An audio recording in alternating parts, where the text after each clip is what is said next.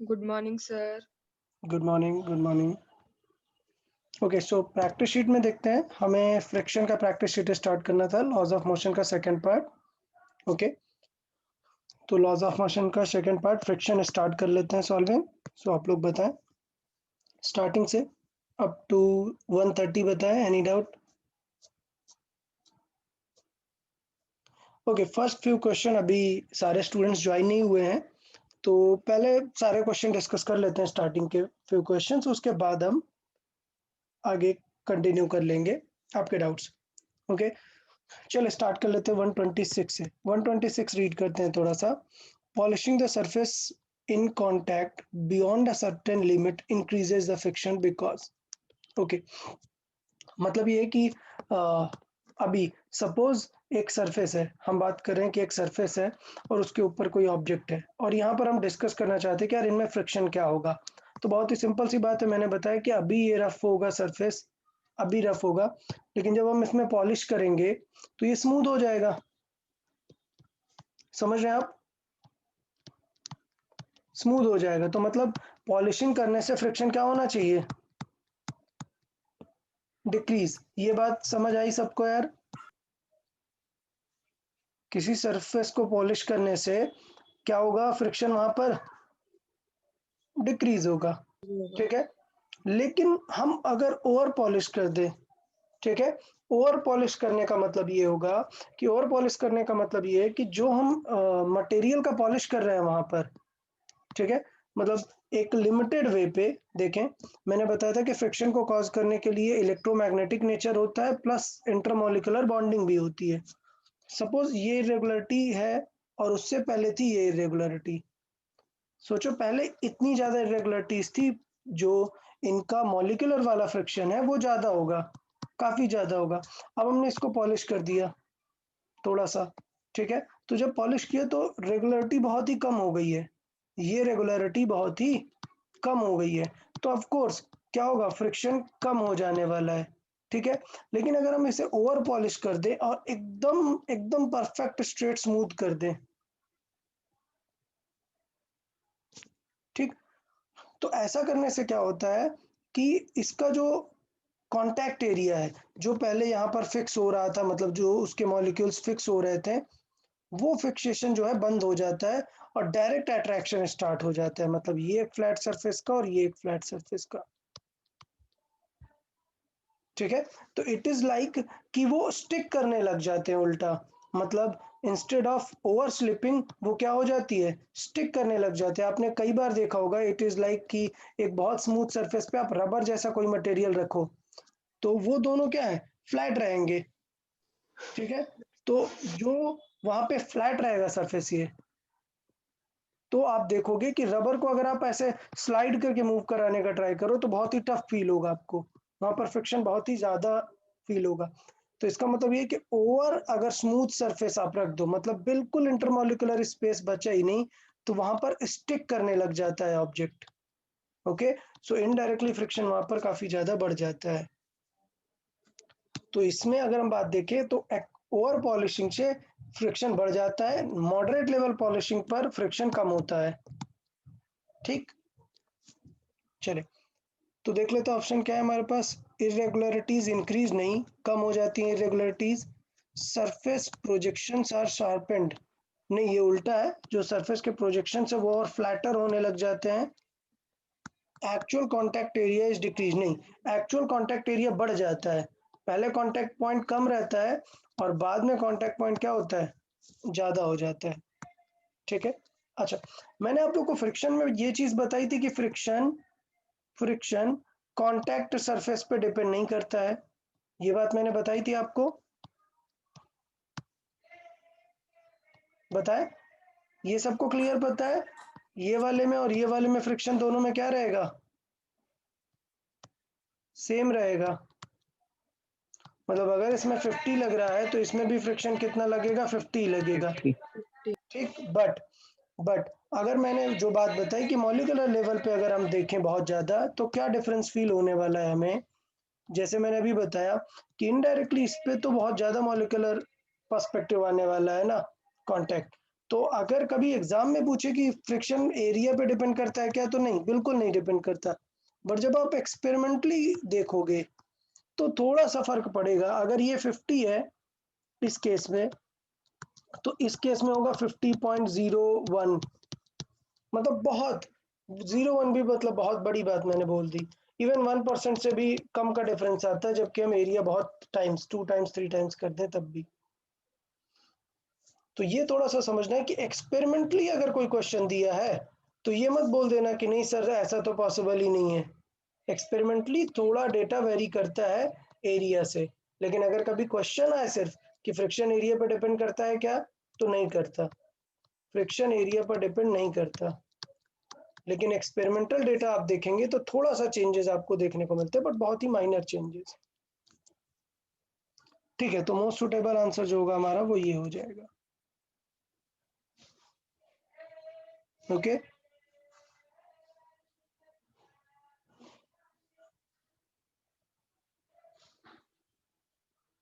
Next देख लेते हैं, नेक्स्ट रीड करें।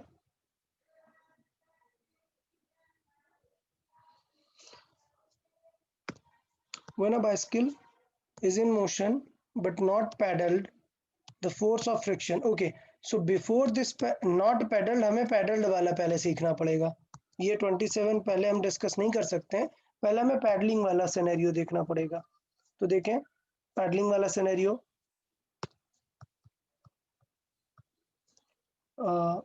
127 से पहले पैडलिंग का। सपोज अगर मैं एक बाइसिकल लेट्स से ड्रॉ कर देता हूँ,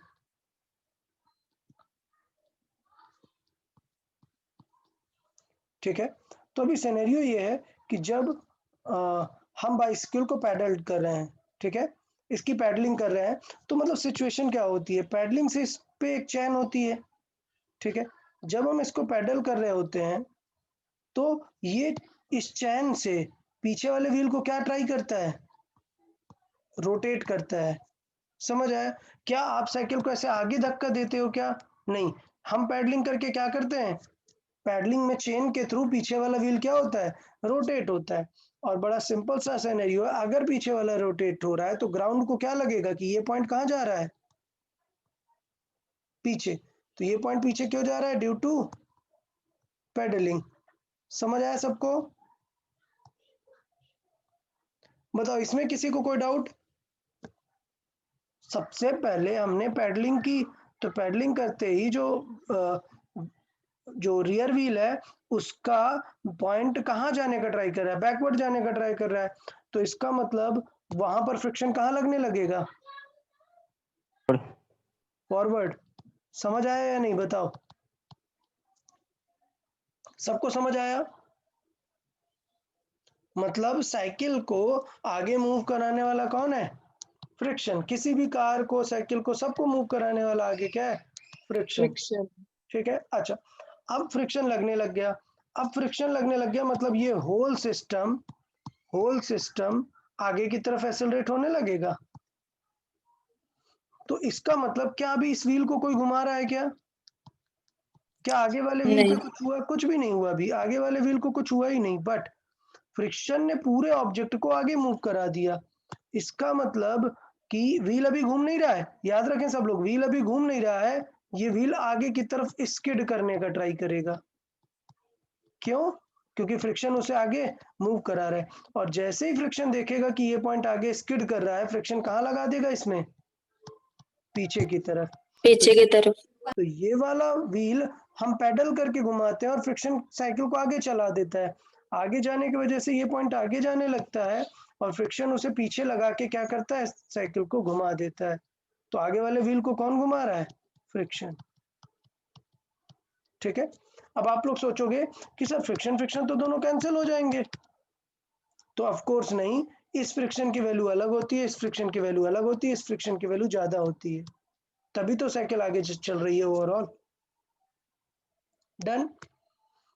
तो व्हेन पैडल्ड वाला सिनेरियो समझ आया? Yes sir. ओके।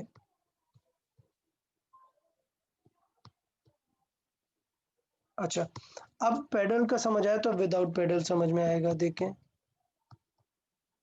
सोचे अभी ये सिनेरियो चल रहा है, ये साइकिल ऐसे मूव कर रही है, बट ये मोशन में तो है, मतलब मोशन में मतलब ये सिनेरियो तो चल रहा है।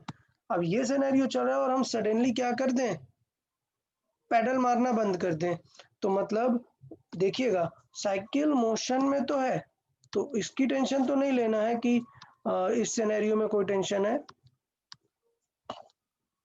साइकिल इन मोशन है, ठीक है।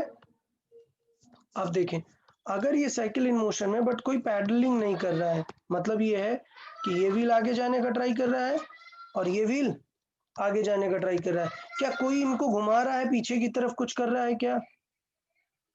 नहीं, कोई इन पे कुछ भी फर्क नहीं डाल रहा है, तो इसका मतलब ये है कि फ्रिक्शन को क्या लगने वाला है, जब कोई पीछे व्हील को घुमा नहीं रहा तो फ्रिक्शन को दोनों ही केसेस में क्या लगेगा कि दोनों व्हील कहाँ जा रहे हैं, आगे जा रहे हैं, तो फ्रिक्शन कहाँ लगेगा दोनों में, पीछे की तरफ, ठीक है। तो when it is not peddled और जस्ट सिंपली मूविंग, ये सिंपली इन मोशन है, इन मोशन, तो फिर ये सिनेरियो रहेगा, दोनों कैसे रहेंगे, बैकवर्ड डायरेक्शन में करेंगे। चलो ऑप्शंस रीड कर लेते हैं। इन फॉरवर्ड नहीं, इन फॉरवर्ड नहीं, in backward direction on the front end नहीं, in backward for both. Okay, चले तो 127 आई गेस सबको क्लियर होगा। 128 रीड कर लेते हैं। When a bicycle is being pedalled the frictional force exerted by the, okay चले गुड गुड गुड, तो ये क्वेश्चन क्या बन गया हमारा, 128 नंबर बन गया कि जब उसे पैडलिंग करेंगे तब क्या होगा, फ्रंट व्हील में बैक और रेयर व्हील पे फ्रंट फॉरवर्ड, ठीक है। ये तो 128 भी क्लियर हो गया, डन। चल अभी बताएं up to 35, any doubts, mostly सारे लोग ज्वाइन हो चुके हैं अब तक, चले 132 132 135 135, ओके लेट्स डिस्कस 34 34 भी, ओके चले 132 से स्टार्ट कर लेते हैं यार। 132 देखें तो सिचुएशन क्या है, रीड करें question, a block placed on rough horizontal imparted a velocity this, coefficient of kinetic is this, how much distance, यार ये सारा क्वेश्चन मतलब उसमें नोट्स में डिस्कस किया हुआ है, अगर ऐसा क्वेश्चन आप लोग अटेम्प्ट नहीं करोगे तो एग्जाम में क्या सीखोगे। मुझे देखो प्रॉब्लम ऐसा कुछ नहीं कि मैं बताना नहीं चाहता, मैं बिल्कुल सारे क्वेश्चन बताना चाहता हूँ, पॉइंट ये कि बिल्कुल स्ट्रेट फॉरवर्ड और बहुत स्टैंडर्ड क्वेश्चंस हैं। हमें बॉक्स को दे दी हमने क्या स्पीड, यू कितनी दे दी 10, आपसे क्या पूछ रहा है स्टॉप कितने में होगा, मतलब कि आपसे क्या पूछ रहा है, ऐसे स्टॉपिंग पूछ रहा है ना, तो ऐसे स्टॉपिंग का तो फॉर्मूला पता है हमें, क्या होता है u² / 2a, 2a और हमें एक्सेलरेशन पता है कि निकालने का। फोर्स सिर्फ फ्रिक्शन लग रहा है ना, सो एक्सेलरेशन फ्रिक्शन ओवर मास, और समझाया भी था कि कई बार एग्जाम में मास देगा नहीं क्योंकि कैंसिल हो जाता है, सिंपल हॉरिजॉन्टल पे रखा है या इंक्लाइन पे रखा है, सिंपल हॉरिजॉन्टल पे रखा हुआ है, तो फ्रिक्शन कितना हो जाएगा म्यू एम जी जितना, और एम एम कैंसिल आउट हुआ, एक्सेलरेशन ऑफ फ्रिक्शन कितना होगा म्यू इनटू जी, म्यू है 0.5, जी है 10, कितना आ जाएगा 5, सो कितना हो गया 10² / 2 × 5, 10 मीटर, समझ आया सबको, ठीक है। तो यार देखो यार मतलब अगर ये क्वेश्चन मैं लिटरली बोल रहा हूँ, अगर आप शीट में से 132 रीड करके ये फील नहीं कर पा रहे हो कि मैंने ये क्वेश्चन नोट्स में कराया है, इसका मतलब आप लोग पढ़ाई नहीं कर रहे हो। ये क्वेश्चन रीड करते ही समझ में आना चाहिए था कि हाँ ऐसा क्वेश्चन मैंने नोट्स में करवाया हुआ है, ठीक है। सो आई गेस मैंने सेकंड लेक्चर में ही फर्स्ट क्वेश्चन यही वाला कराया था, ये देखें म्यू दिया है, वी दिया है, और हमें क्या फाइंड करना है, when and where it will stop. अब बताओ अगर ये आपका डाउट है तो इसका मतलब आपने नोट्स पढ़ा ही नहीं, नोट्स का वेरी फर्स्ट क्वेश्चन था, मतलब मुझे ये भी याद था कि फर्स्ट क्वेश्चन है नोट्स में। सो थोड़ा सा यार चीज़ों को ध्यान दो और मतलब सीखना है, ठीक है। कुछ नया कॉन्सेप्ट है तो वो डिस्कस करेंगे, बट नोट्स वाले तो आपको कवर करने हैं। चले 134 देख लेते हैं।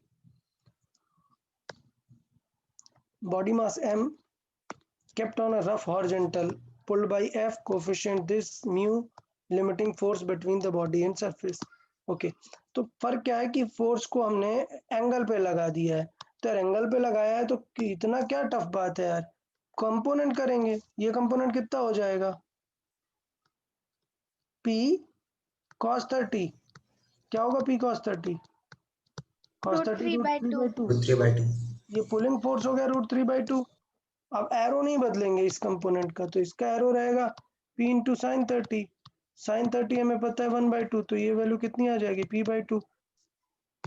अभी क्या बताया, इधर नॉर्मल फोर्स लगेगा और नीचे की तरफ क्या लगेगा mg। अब बताओ ये क्वेश्चन कितने बार कराया हुआ है यार कि up is equal to down, तो अप लग रहा है n और P/2 और बैलेंस कर रहे हैं किसे mg को, सो बेसिकली नॉर्मल रिएक्शन कितनी हो गई mg माइनस P/2। अब अगर फ्रिक्शन पूछेगा मैक्स वैल्यू, याद रखें फ्रिक्शन की मैक्स वैल्यू तो हो जाएगी mu into mu N. N.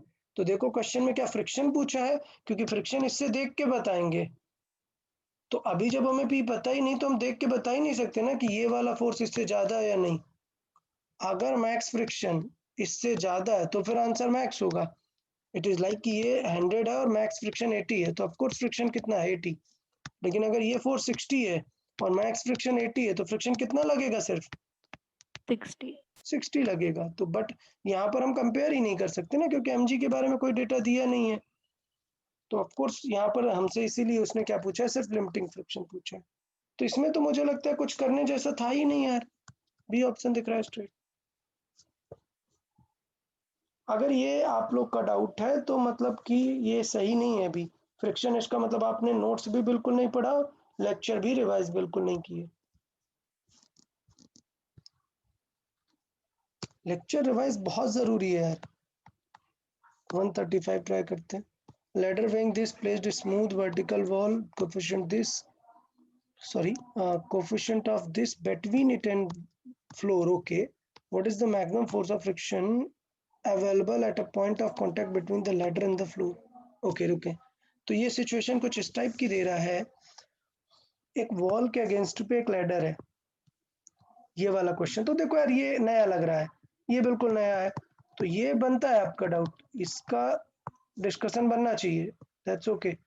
तो लेट्स से ये लैडर है और ये वॉल के अगेंस्ट रखी हुई है इस तरीके से, तो बड़ी सिंपल सी बात है, लैडर है तो सबसे पहले दोनों क्या लगेंगे यहाँ पर नॉर्मल, ये n1 हो गया और यहाँ पर नॉर्मल n2। बताओ नॉर्मल में किसी को कोई डाउट, यहाँ पे क्या लगेगा इसका mg।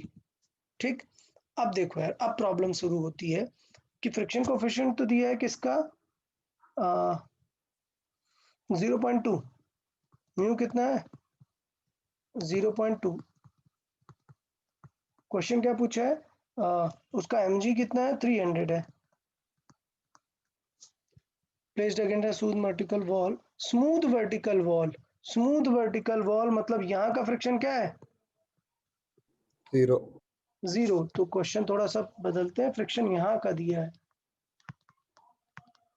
ओके फिर what is the maximum force of friction available at the point of contact, मतलब यहाँ पे f बताना है, f मैक्स, मतलब f मैक्स कब बता पाओगे जब क्या पता चल जाए आपको n1, n1 पता चल जाए तो मैक्स फ्रिक्शन बता लेंगे। ठीक है, तो कोई टेंशन वाली बात ही नहीं है, ये रॉड अभी रेस्ट पे है ना, ये रॉड अभी रेस्ट पे है, तो up is equal to down होना चाहिए, होगा भाई। तो इसका मतलब अप में कौन सा फोर्स लगा रहा है बताओ, अप डायरेक्शन में कौन सा फोर्स लगा रहा है, इस पूरे फिगर में अप डायरेक्शन में कौन सा फोर्स है नॉर्मल और डाउन डायरेक्शन में कौन है mg। तो भाई बचा ही, टेंशन ही खत्म हो गई, n1 डायरेक्ट आ गया, तो हमें जो मैक्स फ्रिक्शन चाहिए वो मैक्स जो है वो तो म्यू इंटू n1 ही है ना, तो आंसर क्या आ गया, म्यू कितना था 0.2 इंटू 360। खुद सॉल्व करने जैसा था नहीं, क्वेश्चन अच्छा तब बनता। अच्छा n2 कितना हो जाएगा बताओ, अगर रेस्ट पे है तो f left is equal to right भी तो होना चाहिए ना, तो बताओ लेफ्ट पे कौन सा फोर्स है? N2 और राइट पे N2 राइट में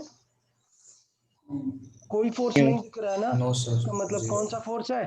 फ्रिक्शन किस तरफ एक्ट कर रहा है? Right side. समझ आया भाई सबको? Yes sir. Okay, so friction होगा हमारा मैक्स। सो N2 की वैल्यू कितनी आ गई? 60। ये भी पूछ सकता था आपसे। कोई डाउट इसमें? No sir. अच्छा, नो सर, अभी देखना, सोचो मैं दोनों में फ्रिक्शन कर दूं, सोचो मैं दोनों में फ्रिक्शन कर देता हूं, तो फील देखना, ये रॉड क्या कर रही होगी? ये रॉड ऐसे स्लिप करने का ट्राई कर रही होगी ना, मतलब ये पॉइंट कहाँ जा रहा होगा? इधर। और ये पॉइंट कहाँ जा रहा होगा? नीचे। करेक्ट और नॉट? Yes sir. ठीक है, तो अगर ये पॉइंट इधर जा रहा होगा तो फ्रिक्शन कहाँ लगेगा? इस तरफ। ठीक, और ये नीचे जा रहा है तो इस पे फ्रिक्शन कहाँ लगेगा? ऊपर की तरफ। अब देखना प्रॉब्लम, ये मैंने बना दिया N1 और ये मैंने बना दिया क्या? N2 और ये बना दिया N2। अब प्रॉब्लम देखना कि जब मैं अप वाले फोर्स बराबर करूंगा तो N1 प्लस फ्रिक्शन 2 भी तो आ जाएगा ना।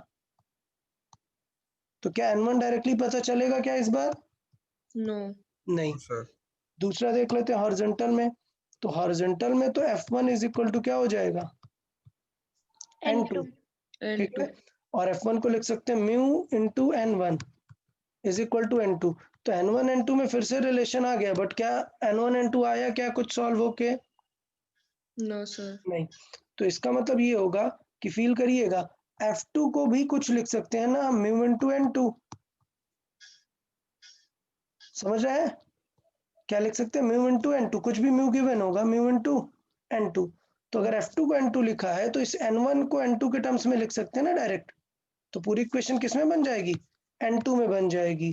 तो N2 की वैल्यू कितनी आ जाएगी? mg ओवर, इसको हम N2 ही लिख सकते हैं। देख रहे हैं? F1 को हमने लिखा म्यू इंटू N1 और उसको हम लिख सकते हैं क्या? N2। तो N1 को क्या लिख सकते हैं? लिख सकते हैं N2 into by mu. Mu. ठीक है, प्लस F2 को क्या लिख सकते हैं? Mu into N2 is equal to mg। तो आ गया N2, क्या आ गया? mg into mu by mu plus 1, sorry mu square plus 1। LCM लेके सॉल्व कर दिया। ठीक है, तो मतलब मैं सिर्फ ये बताना चाहता हूँ कि थोड़ा सा इधर उधर इक्वेशन चेंज, मैथ, ये सब लगाना पड़ेगा अगर आपको मल्टीपल फ्रिक्शन आ जाएगा। Done? Yes sir. Okay good. चल अप टू 40 बताएं। Up to 140 doubts?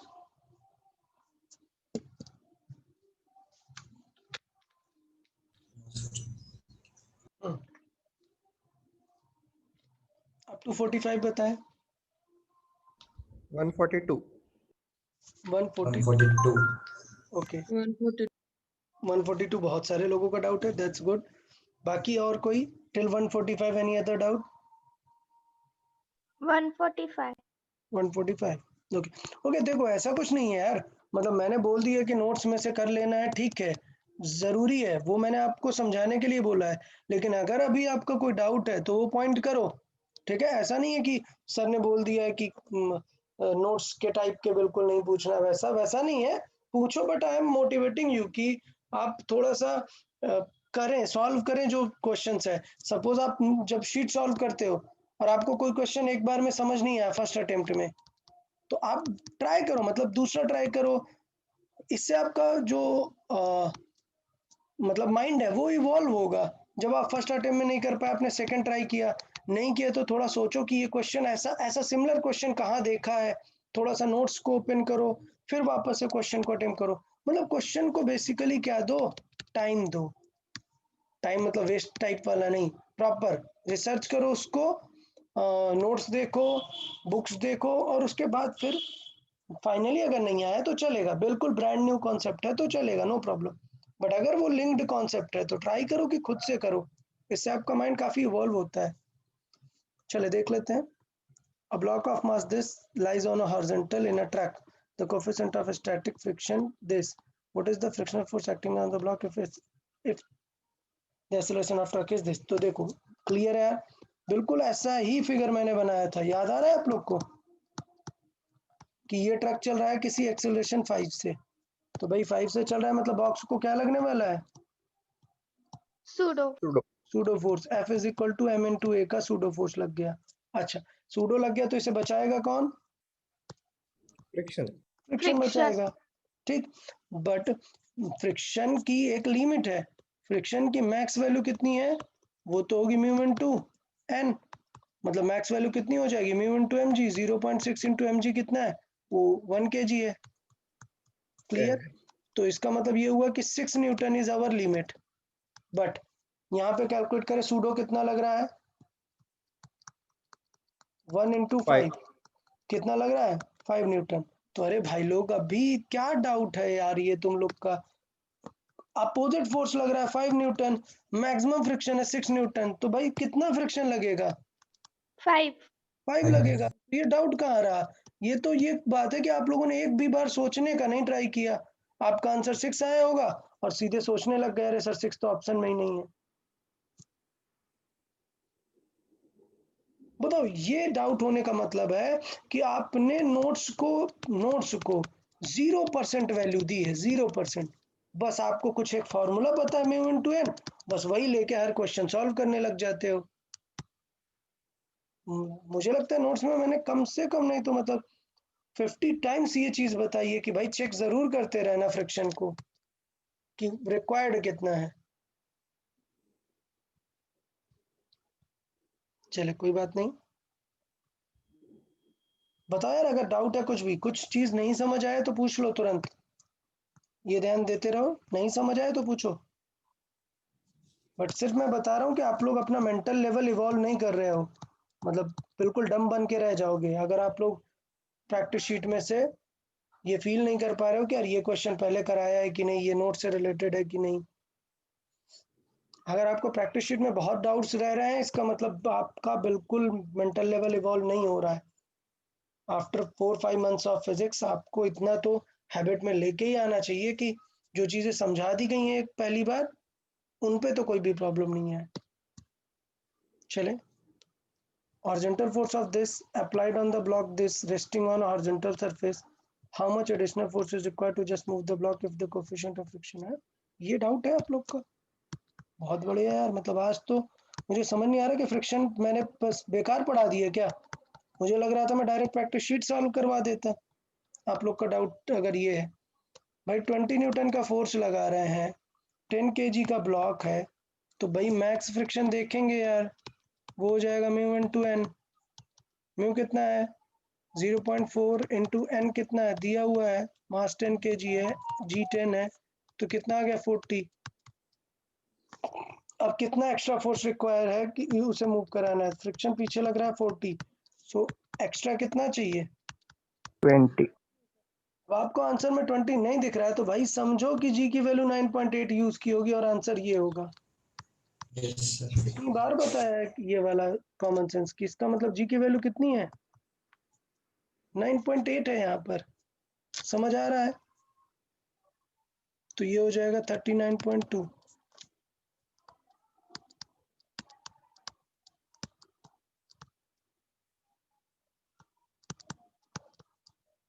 चले नेक्स्ट अप टू 150 बताएं डाउट्स। 146. 150 150 148. 148 149 भी देख लेते हैं, 150 भी देख लेते हैं, चलो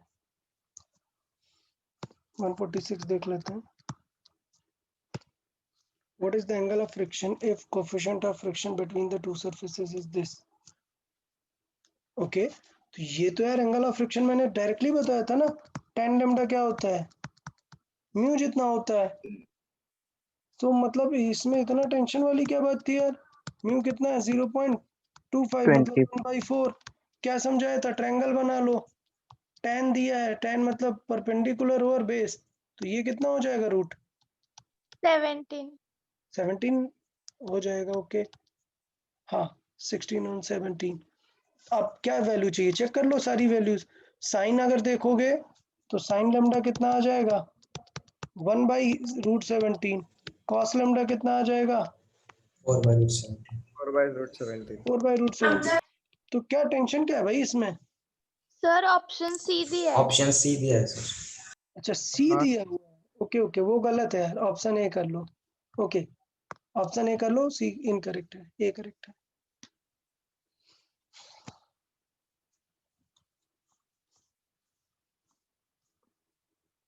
ओके 148 देखें। block 100 kg placed on a truck, coefficient of friction this, the truck suddenly decreases its speed from 90 to 36 in 5 seconds। मतलब हमें क्या निकालना है, एक्सेलरेशन निकालना है, क्योंकि वो स्पीड डिक्रीज हो रहा है मतलब रिटायर्ड हो रहा है। तो एक्सेलरेशन कैसे निकालते थे यार, change in speed final minus initial over time. तो देखो कितना हो जाएगा 36 माइनस 90 ओवर कितना टाइम 5 सेकेंड। अच्छा एक चीज और, एक प्रॉब्लम कि ये किलोमीटर पर आवर में है, तो पहले भी इन्हें किस में कन्वर्ट कर लेना चाहिए, मीटर पर सेकेंड। मीटर पर सेकंड. 90 को करोगे कितना आ जाएगा 5 25। 25. 25 और 36 को कन्वर्ट करोगे 10. तो 10. 10। 10। Okay good. सो ये हो गया 10 मीटर पर सेकेंड, तो ये हो गया 10 माइनस दिस डिवाइड बाई 5, तो आंसर कितना आ गया -3 मीटर पर सेकेंड स्क्वायर। क्लियर? तो एक्सेलरेशन आ गया यार, अभी क्या टेंशन है, सूडो निकाल लेंगे ना, F is equal to ma करके। सो कितना हो गया 100 इंटू ए कितना है 3, कितना सूडो फोर्स लग गया 300 न्यूटन, जबकि मैक्सिमम फ्रिक्शन कितना पॉसिबल है चेक कर लेते हैं। म्यू कितना है 196. 0.2 इंटू mg, तो कितना आएगा 200। सो मैक्सिमम फ्रिक्शन कितना पॉसिबल है 200, जबकि सूडो सडनली कितना लग गया उस पे 300 का। ठीक है, तो ब्लॉक किस तरफ जाएगा अब देखना, अभी देखना है थोड़ा सा यहाँ पर ध्यान देना। ट्रक आगे चल रहा है, अगर ट्रक आगे चल रहा है, ठीक है, मूव कर रहा था और उसने ब्रेक लगाया, तो एक्सेलरेशन किस तरफ लगा होगा, मतलब रिटार्ड लगा है ना, तो इसका मतलब ट्रक को कहाँ एक्सेलरेशन फील हुआ होगा, बैकवर्ड। पीछे की तरफ। ये गलती मत कर देना, ठीक है, बिकॉज ये एक्सेलरेशन क्या रिटार्ड है, तो ये कैसा लग रहा होगा ट्रक पे बैकवर्ड, तो इसका मतलब वहां पे अंदर रखे बॉक्स को सूडो किधर लगेगा आगे. आगे की तरफ। ठीक है, तो ये थोड़ा सा ध्यान देना। तो सूडो 300 आगे लग रहा है, फ्रिक्शन पीछे लग रहा होगा, बट सूडो ज्यादा है तो क्या होगा, वो आगे की तरफ मूव कर जाएगा। ड्राइवर्स के लिए. हाँ ठीक है 149 देख लेते हैं। फ्रिक्शनल फोर्स बताना है भाई, बात ही खत्म। F80 लग रहा है, बहुत बार समझाया ना टू ब्लॉक प्रॉब्लम, चलो कर लेते हैं। देखें सबसे पहले हम क्या करते हैं, दोनों के मैक्स फ्रिक्शन कैलकुलेट करके रख लेते हैं। सो ये 5 है, ये 15 है, दोनों के मैक्स फ्रिक्शन कैलकुलेट करके रख लेते हैं। इसे हम आगे पुल कर रहे हैं, तो इस बॉक्स पे फ्रिक्शन कहाँ लगेगा, पीछे की तरफ लगेगा।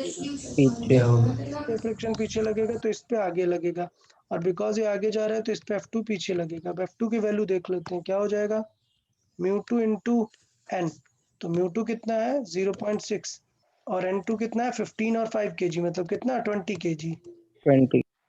तो ये कितना आ गया 120 न्यूटन। अच्छा F1 की बात कर लेते हैं, तो F1 होगा μ1 इंटू mg, तो μ1 कितना है 0.1 इंटू 5 इंटू 10, सो F1 कितना आ गया 5। क्लियर? तो देखो अभी सिंपल सी बात है कि अभी पूरे फिगर में अगर हम बात करें तो देखो इसका एक्सेलरेशन कितना होगा, वीक वाले का एक्सेलरेशन कितना फोर्स लग रहा है इसे 5 का, अपॉन इसका मास भी है 5, कितना होगा एक्सेलरेशन 1 मीटर पर सेकेंड। अच्छा अब निकालेंगे ए सिस्टम, सिस्टम का देखो, तो ए सिस्टम मतलब आगे कितना लग रहा है 80 लग रहा है, माइनस सपोज कितना हो रहा है 120 हो रहा है, डिवाइड बाय 20, मूव करेगा क्या, नहीं भाई फ्रिक्शन अपोजिंग नो बहुत सर. ज्यादा है, बहुत ही ज्यादा फ्रिक्शन है, तो मूव करेगा क्या नहीं। तो इसका मतलब क्या है एट रेस्ट है, और एट रेस्ट है तो फिर टेंशन ही नहीं है, फिर अलग अलग एफबीडी बना के चेक करना है। समझ आया? ठीक है 150 देखें।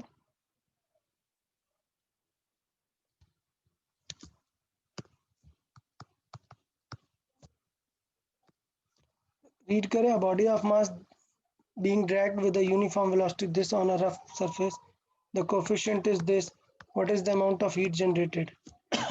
ओके, हीट जनरेटेड यार देखें अगर हम तो ये थोड़ा सा मतलब अलग चीज पूछ ली यहाँ पर। देखें हीट मतलब कि क्या है, एक टाइप की एनर्जी।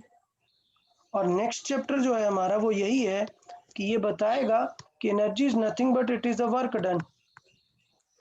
और अगर आपको क्लास 9th याद हो तो वर्क डन होता है फोर्स इनटू डिस्प्लेसमेंट। याद है क्या? Yes sir. हाँ, बस यही करना है। सर फोर्स आपको पता लेकिन है, डिस्प्लेसमेंट आप देख लोगे। क्लियर, पता चला? तो चलो सॉल्व कर लेते हैं। एक्सेलरेशन कितना हो जाएगा बताओ, म्यू इनटू जी। म्यू कितना है, 0.2 इंटू 10। एक्सेलरेशन कितना आया, 2। बताओ स्टॉपिंग डिस्टेंस, यू कितना है, 2 का स्क्वायर 2 डिवाइडेड बाई 2 1 इंटू 2। कितना आ गया स्टॉपिंग डिस्टेंस, 1 मीटर। फोर्स कितना हो जाएगा, म्यू इंटू एम जी। तो कितना होगा, म्यू कितना है, 0.2 इंटू एम 2 जी 10। कितना आ गया फोर्स, 4। तो भाई निकाल लो वर्क डन। समझ आया सबको? Yes, sir. So force into displacement कितना हुआ, 4। सॉरी डिस्प्लेसमेंट 1, ये कितना आ गया 4। बट ये यूनिट क्या होगा, जूल, स्टैंडर्ड यूनिट है जूल। आंसर्स किस में दिए, कैलोरी में दिया है। तो बोला हुआ है कि जूल को कैलोरी में कन्वर्ट कैसे कर सकते हैं, दिख रहा है यहाँ पर। तो ये उसने दिया हुआ है कि 4.2 जूल होता है, कब, 1 कैलोरी मतलब। तो बाय द वे ये मैं अभी नेक्स्ट चैप्टर में आपको इसमें एक्सप्लेन करूंगा ही, बट चाहिए तो आप अभी याद कर सकते हो दैट कैलोरी बड़ा यूनिट होता है। 1 कैलोरी इज इक्वल टू होता है 4.18 जूल। बट अभी हमें इसमें क्या दिया है, 4.2 दिया है, तो हम क्या यूज करेंगे, 4.2 ही यूज करेंगे अप्रोक्सीमेट। डन। तो क्या जूल को कन्वर्ट कर दो, मतलब क्या करें, 4.2 का डिवाइड कर दो, वैल्यू आ जाएगी। बताएं, तो चीजें समझ में आई थोड़ी? Sir Yes, 4 sir. बाय 4.2 किए तो 0 पॉइंट समथिंग आएगा। हाँ, 0 पॉइंट समथिंग आ जाएगा। ओके, कोई ऑप्शन में ही नहीं है। Yes, sir. ओके रुके रुके, थोड़ा सा देख लेते हैं, फिर क्वेश्चन रीड करते हैं, कुछ अलग दिया है क्या। सर डिस्टेंस 2 मीटर आता है। डिस्टेंस 2 मीटर आता है, नहीं एक्सेलरेशन तो 2 है ना। एक मिनट, रीड करते हैं, क्वेश्चन रीड करते हैं, कुछ और में भी पूछा हो। A body of mass 2 kg is being dragged with the uniform speed. Okay okay, uniform speed से हम उसे ड्रैग कर रहे हैं, मतलब स्पीड फिक्स है, स्पीड फिक्स है 2, ठीक है। Now on a rough horizontal surface, the coefficient of friction between the body and the surface is this, what is the amount of heat generated per second, पर second. Okay, तो देखो यार question बदल गया, stopping पूछा ही नहीं है। Stop हो रहा है क्या, नहीं, हमसे स्टॉपिंग पूछा ही नहीं है। हमसे बोला है कि it is moving with v constant, और क्वेश्चन पूछा है फॉर पर सेकेंड। क्या पूछा है क्वेश्चन में, पर सेकेंड, मतलब 1 सेकेंड में कितनी कवर करेगा। तो डिस्टेंस कितनी कवर करेगा 1 सेकेंड में, v इंटू टी। तो कितना हो गया v into T, 2 into 1, 2 metre होगा। स्टॉपिंग का क्वेश्चन ही नहीं था, समझ आया क्या? क्वेश्चन स्टॉपिंग का है ही नहीं। क्वेश्चन क्या है, यूनिफॉर्म स्पीड से मूव करा रहे हैं भाई हम। तो अगर हम यूनिफॉर्म स्पीड से मूव कराएंगे और कितनी देर के लिए, पर सेकेंड पूछ रहा है। देखिए क्या पूछ रहा है, पर सेकेंड। तो हमने पर सेकेंड मतलब देखा कितनी डिस्टेंस कवर करेगा। तो ये हो गया बेटा 2, ये हो गया 8 डिवाइड बाई करेंगे तो नियरली 2 के आसपास आना चाहिए आंसर। अब देखो एक आंसर है 1.9, एक आंसर है 1.8। तो अब नहीं बोल देना है कि नियरली 2 के आसपास होगा तो ये मार्क कर दिया, नहीं, बहुत ही क्लोज है आंसर। तो आप क्या करेंगे, डिवाइड करके चेक करेंगे कि कितना आ रहा है एग्जैक्ट। समझ आया सबको? Yes, sir. Okay good. Next बताएं, अप टू 155।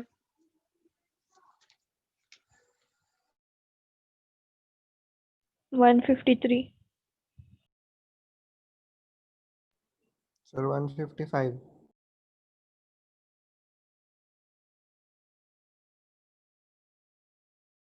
ओके चले 153 देख लेते हैं।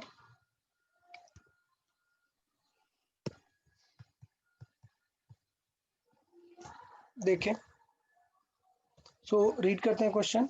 A block mass 5 block B are connected by massless string, frictionless pulley, coefficient mu between this and this point 3. What is the maximum mass of so that both block do not move? ठीक है, मतलब question ये है कि क्या है question, rest का है या मूविंग का है? रेस्ट का। रेस्ट का है तो देखो कितना इजी हो गया। रेस्ट का है मतलब सिर्फ क्या करना है, फोर्स बैलेंस ही तो करना है ना। समझ आया? तो मतलब इसे कौन खींच रहा है, टी, और बचा कौन रहा होगा, फ्रिक्शन। अच्छा दूसरे वाले ब्लॉक को बना लेते हैं। इसे नीचे कौन खींच रहा है, mg, बी वाले का मास, ठीक, और बचा कौन रहा है, Normal. टी। नॉर्मल कहाँ भाई, टी टेंशन ना ऊपर, ये थ्रेड इसको भाई इसका टेंशन बचा रहा है रेस्ट पे, इसका टेंशन इसे खींच रहा होगा, बट बचा कौन रहा होगा, फ्रिक्शन। अभी क्या समझा है, अप डाउन लेफ्ट राइट सब लोग बराबर हैं अगर रेस्ट है तो टी की वैल्यू कितनी आ गई, टी की वैल्यू इतनी आ गई। Yes. ठीक है, तो हमने बताया कि टी हो सकता है फ्रिक्शन के जितना, तो देख लेते हैं फ्रिक्शन कितना हो सकता है। फ्रिक्शन मैक्स कितना हो सकता है, टी जितना, और टी की वैल्यू हमने देखी अभी एम बी इंटू जी कितना है 10, और फ्रिक्शन कितना निकाल सकते हैं अभी, म्यू, म्यू कितना है 0.3 इंटू ए वाले का ब्लॉक का मास कितना है 5 इंटू जी। समझ आया? तो इसका मतलब बी का मास कितना होना चाहिए मैक्सिमम, 3 into 5. कैंसिल आउट हुआ, यस 1.5। 1.5। रेस्ट का क्वेश्चन है ना, तो थोड़ा सा आपको ये चीजें एक बार सोचनी पड़ेगी, क्वेश्चन मूविंग है या रेस्ट है क्या है। Okay good. 55 रीड कर लेते हैं। A block of M rests on horizontal mu friction surface direction, minimum force required just to move the block. Okay, तो मिनिमम फोर्स हमें चाहिए ब्लॉक को मूव कराने के लिए। तो यार मतलब समझ नहीं आ रहा, ये डाउट कैसे रहा। हमें पता है कि फ्रिक्शन मतलब फोर्स हमें एफ लगाना है, तो हमें कितना लगाना चाहिए मिनिमम, फ्रिक्शन के जितना लगाना चाहिए ना। सो एफ मिनिमम कितना लगाना चाहिए, Yes. फ्रिक्शन मैक्स जितना लगाना चाहिए भाई। और अगर ये हॉरिजॉन्टल सरफेस पे लगा है तो ये म्यू इनटू एमजी हो जाएगा ना। ठीक, तो कोई नहीं, सॉरी एक मिनट, क्या है question, a block of mass rest on horizontal surface and the coefficient of friction is this, what is the direction of minimum force required to just, okay थोड़ा बदलें, क्वेश्चन बदल देते हैं। क्वेश्चन ये नहीं है, क्वेश्चन ये है कि ये जो फोर्स है ये किस डायरेक्शन में लगाएंगे। समझ आ रहा है? अच्छा अभी ये बताओ क्यों स्ट्रेट लगाना क्यों सही नहीं है अभी, क्यों स्ट्रेट लगाना भी परफेक्ट नहीं है। Reason Angle? बीइंग, हाँ रीजन बीइंग कि सपोज आपने 20 लगाया, बट फ्रिक्शन अभी कितना होगा, एकदम बिल्कुल म्यू एम जी जितना होगा। लेकिन जब आप किसी एंगल पे लगाएंगे तो फ्रिक्शन फोर्स का कंपोनेंट यहाँ आएगा, वो नॉर्मल रिएक्शन को क्या करने वाला है, कम या ज्यादा। अरे ये फोर्स नॉर्मल को हमारे कम कर रहा है या ज्यादा कर रहा है, ज्यादा कर रहा है।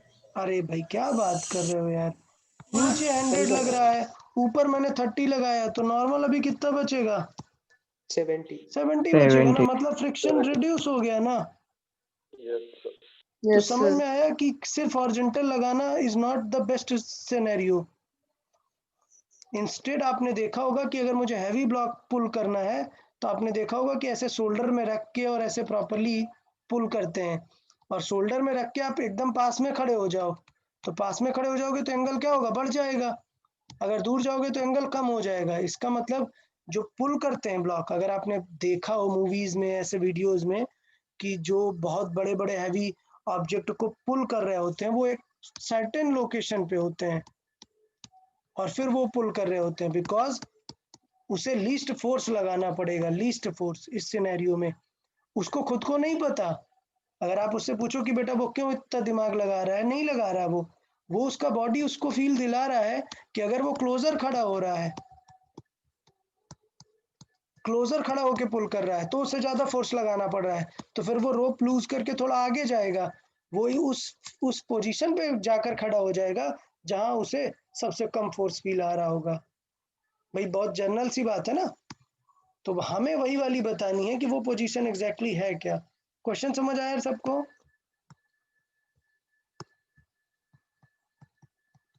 चलिए देख लेते हैं। तो लेट्स से मैंने फोर्स लगा दिया यहाँ पर है, तो इसका मतलब ये थीटा है, अब पुल करने वाला फोर्स क्या है, F cos theta, cos theta और ऊपर हो गया एफ साइन थीटा, ऊपर एक नॉर्मल भी लग रहा है, नीचे की तरफ एम जी भी लग रहा है, mg और हमें यहाँ पर फ्रिक्शन भी लग रहा है।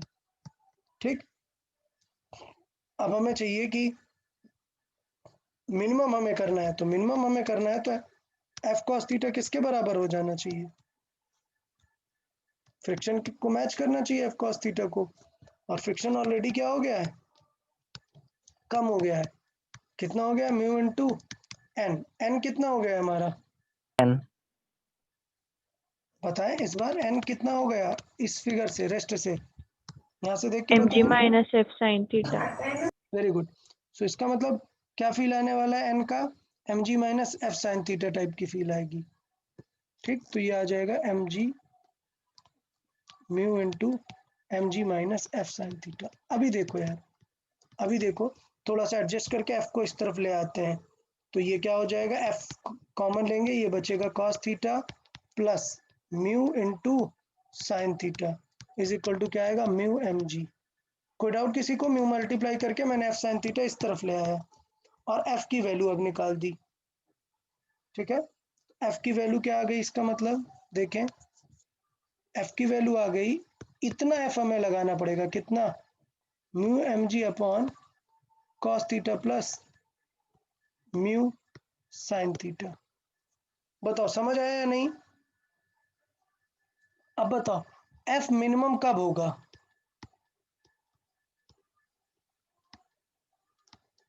एफ मिनिमम के लिए क्या चाहिए, ये डिनोमिनेटर कैसा होना चाहिए, इक्वल टू 1 मैक्स होना चाहिए। मैक्स। क्लियर?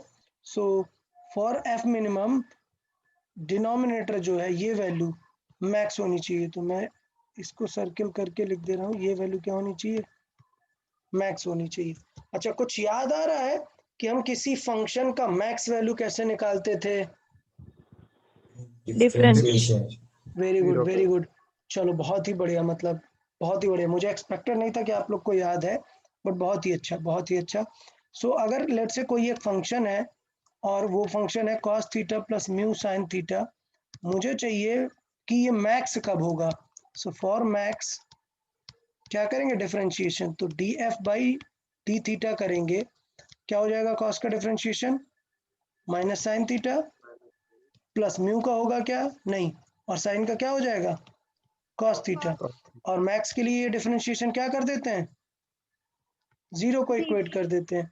सो मतलब क्या हो जाएगा, minus sine theta plus mu into cos theta, तो माइनस साइन थीटा इस तरफ आएगा, प्लस हो जाएगा। So mu is equal to क्या आ जाएगा, mu cos theta is equal to आ गया साइन थीटा, मतलब म्यू कितना आ गया, tan थीटा। क्लियर? मतलब थीटा क्या आना चाहिए, tan इनवर्स म्यू। थीटा अगर tan इनवर्स म्यू हो जाता है तो क्या सिचुएशन होगी वहां पर, ये वैल्यू आएगी। तो इसका मतलब आपको ये कुछ याद है कि ये क्या चीज है, सेम ये कैसा रिलेशन है, एंगल ऑफ फ्रिक्शन का। एंगल ऑफ फ्रिक्शन का रिलेशन है। इसका मतलब if you drag some object at angle of friction the force required is least. अब सिग्निफिकेंस समझ में आ रहा है कि why angle of friction is important. Point समझ में आया सबको कि if you drag some object with vertical, final answer मैं बता रहा हूं, if you drag some object with vertical with the angle of friction, the force required will be least. समझ आए? आप इसे याद भी रख सकते हो, क्यों एग्जाम में इतना सारा सॉल्व करेंगे, इसीलिए तो चीजें हम सीखते हैं। क्या? अगर वर्टिकल से आपने एंगल ऑफ फ्रिक्शन पे लगा दिया फोर्स, ठीक है, तो इसका मतलब क्या सिनेरियो हो जाएगा, आपको जो फोर्स लगेगा वो सबसे लीस्ट लगेगा। क्लियर? सॉरी, एक मिनट, हमने फ्रिक्शन में कौन सा माना है? हॉरिजॉन्टल माना है, माय मिस्टेक यार। ये एंगल कहाँ से रहना चाहिए? हॉरिजॉन्टल से। हमने हॉरिजॉन्टल से ले लिया है ना। थीटा किसके जैसा होना चाहिए? लेमडा के जैसा होना चाहिए, तो एफ सबसे लीस्ट लगेगा। चलो अप टू 160 बताओ। 157 157 और अप टू 160 159 and 60. 159. 159. ओके, चलो डिस्कस कर लेते हैं।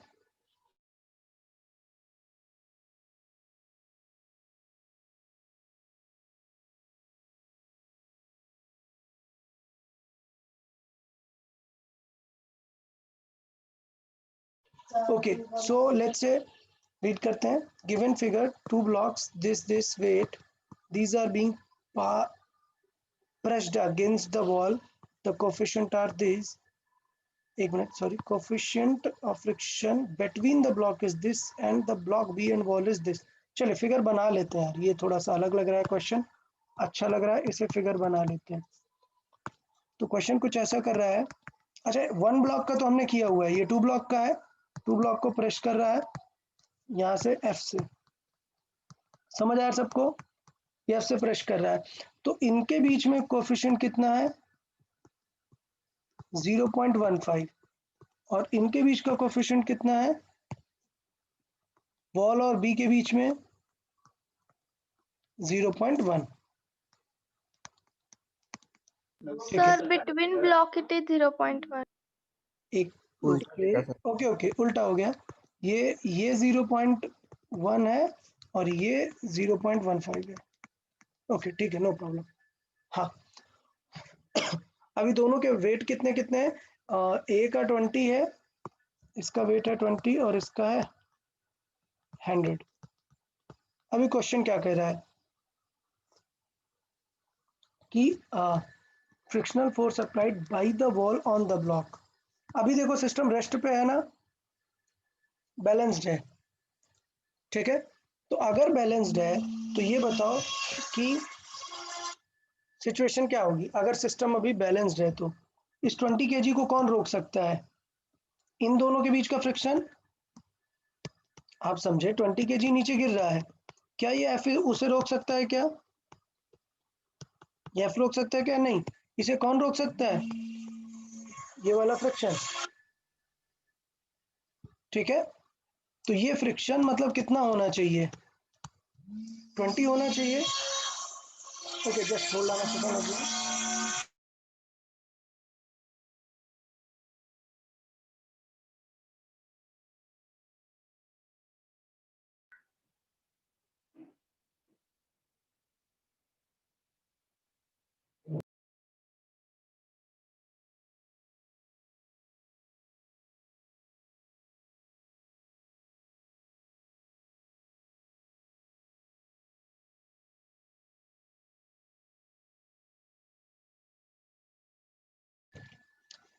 ओके हाँ, सो या ब्लॉक ए डाउनवर्ड फोर्स कितना लग रहा है? 20 का। सो मतलब हमें ये कंफर्म हो गया कि मिनिमम हमें फ्रिक्शन कितना चाहिए यहाँ पे?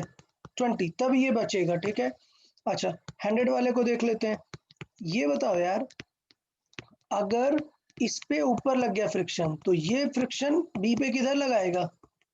नीचे। नीचे। तो बी का काम तो बढ़ गया ना, बी को 20 लग रहा है, तो इसका मतलब बी वाले को फ्रिक्शन कितना करना पड़ेगा?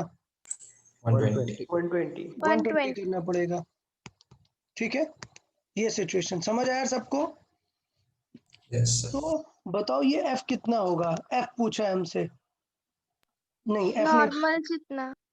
Sir, frictional force पूछा है. फ्रिक्शन फोर्स ही पूछा है, मतलब ये पूछा है, टेंशन ही नहीं है। 120 पूछा है बस, ये पूछा हुआ है। समझ आया? म्यू वगैरह की जरूरत नहीं है, म्यू चेक करने के लिए काम आता है कि एफ कितना होगा, उसके अकॉर्डिंग चेक करेंगे ना कि म्यू कितना होगा। समझ आया? ये कंपैरिजन सर समझ आया फ्रिक्शन का? सर हाँ अगर उन्होंने वो एफ पूछा होता, मतलब जिससे हाँ पुश किया है, तो फिर हाँ, उन दो ऑब्जेक्ट्स के बीच का जो नॉर्मल फोर्स रहेगा उसको भी कंसीडर करेंगे नहीं ना? उसको नहीं, पहले टोटल कंसिडर करेंगे ना, हमें इसे बचाना है, पहले सिस्टम को बचाना है। मतलब हम ऐसे कंसिडर करते हैं, कैसे 120 का ये ऑब्जेक्ट रखा है 20 प्लस 100 का, ठीक है, हमें 120 को बचाना है, एफ लगाकर, ये वैल्यू कितनी है 1.5। समझ आया? हाँ सर। ओके ठीक है। फिर क्यों? क्योंकि अच्छा, अगर मैं ये एफ को पूरे सिस्टम से मानता तो यहाँ पर भी नॉर्मल वही आता। पता है क्यों? क्योंकि एक्सेलरेटिंग थोड़े ना है जो नॉर्मल बदल जाएगा। नॉर्मल कितना आता है यहाँ पर? सिमिलर आता सबको। ओके हाँ सर। तो नॉर्मल की कोई टेंशन नहीं थी, सारे नॉर्मल किसके जैसे आते? एफ जैसे ही आते। तो मतलब एफ मैक्स जो है ना वो बहुत ज्यादा आता, सबका सबका एफ मैक्स ज्यादा आता, बट एफ मैक्स जितना तो लगेगा ही नहीं ना, फोर्स तो सिर्फ रिक्वायर्ड जितना लगेगा।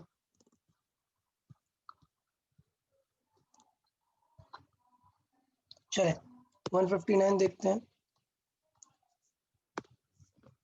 A block mass this resting on a rough inclined plane which rises 3 in every 5. What is the minimum force required to move the block up the inclined plane? Okay, ये question अच्छा है, but of course हमने ये discuss किया हुआ है। Question में पहले थीटा की वैल्यू देखो, इस बार बिल्कुल अलग तरीके से थीटा दिया है आपको। दिया हुआ है राइजेस 3 इन एवरी 5, मतलब ये कि उसकी हाइट 3 जाती है ईच हॉरिजॉन्टल में, कितना जाने के बाद? 5 मीटर। 5 समझ आया उसका इंक्लाइन? तो मतलब tan थीटा कितना दिया है आपको? 3/5। 3/5। 3/5। अच्छा, tan थीटा की वैसे जरूरत नहीं, साइन वगैरह की जरूरत पड़ेगी हमें, तो वो देख लेंगे हम थोड़ी देर में, वो तुरंत पता चल जाएगा। अब हमें इसे कहाँ मूव कराना है? ऊपर। यार बताया था ना, अगर ऊपर मूव करेगा तो फिर फ्रिक्शन कहाँ करने लगेगा? नीचे की तरफ, ठीक है। और एक फोर्स नीचे लग रहा होगा, कौन सा? mg sin theta. बस सॉल्व कर देना था। कोई डाउट किसी को इसमें? ऊपर ले जाएंगे तो फ्रिक्शन हमारा अपोज करने लगेगा। पहले हम अगर mg sin थीटा को अपोज करेंगे तो फ्रिक्शन हमारा सपोर्ट करेगा, लेकिन अगर हम उसको भी ओवरटेक कर ले गए तो फ्रिक्शन अपोज करने लगेगा। फ्रिक्शन कितना है? म्यू mg cos थीटा, क्योंकि फुल वैल्यू पे काम करेगा, हमें ऊपर ले जाने का ट्राई करना है, प्लस mg sin थीटा। बस sin थीटा cos थीटा इधर से देख लो, tan थीटा 3/5 है तो sin थीटा cos थीटा की वैल्यू देख के रख दें। समझ आया? क्या आंसर नहीं मैच कर रहा है क्या? इसमें से प्रॉब्लम क्या थी? सर वो समझ में नहीं आया, राइजेस 3 in every 5। अच्छा ओके ओके, वो tan थीटा देने का एक तरीका है, दैट इट राइजेस, मतलब सपोज एक फ्लैट है और ये एवरी 5 मीटर पे ट्रैवल करने पे 3 मीटर राइज हो रहा है, ये ऐसा है फ्लैट। ओके 160 देख लेते हैं।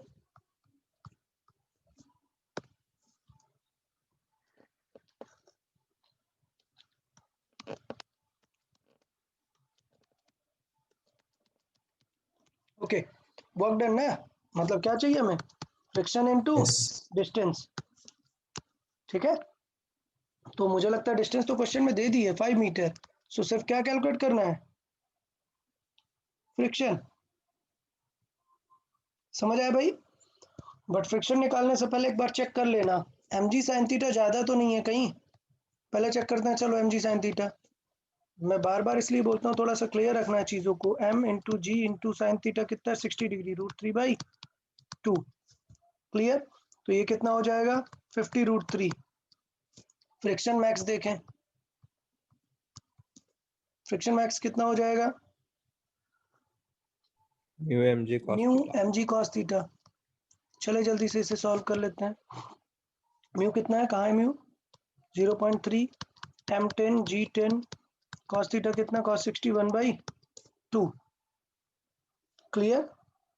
तो ये तो बहुत कम ही आ रहा है, कितना आ रहा है 15। तो इसका मतलब क्या होगा, what is the work done on the block against the force of friction. तो फ्रिक्शन मतलब फुल कैपेसिटी पे एक्ट करेगा ना, तो वर्क डन बाय फ्रिक्शन क्या हो जाएगा, force into distance. Displacement. Displacement कितना 5 मीटर है। ज्यादा टेंशन नहीं लेना इस वर्क डन को लेके, नेक्स्ट चैप्टर हमारा वर्क डन ही है। बता कोई डाउट। देखो मैंने ध्यान से mg sin थीटा चेक करके आपको बताया। बाय द वे अगर अगर बड़ी सिंपल से ऐसे सोचने वाली बात थी, ये कैलकुलेट करने की जरूरत भी नहीं थी। अगर mg sin थीटा से ज्यादा होता फ्रिक्शन तो ये मूव ही नहीं कर रहा होता ना, समझ रहे हो। अगर mg sin थीटा से ज्यादा होता फ्रिक्शन तो ये नीचे जाता क्या, नहीं जाता। तो इसका मतलब जरूरत नहीं थी। हमें जब पता है कि क्वेश्चन में वो नीचे स्लाइड कर रहा है तो हमें इस mg sin थीटा की जरूरत नहीं थी, क्योंकि हमें पता है ऑलरेडी कि नीचे जा रहा है मतलब mg sin थीटा ज्यादा ही है फ्रिक्शन से। चले अप टू 65 बताएं।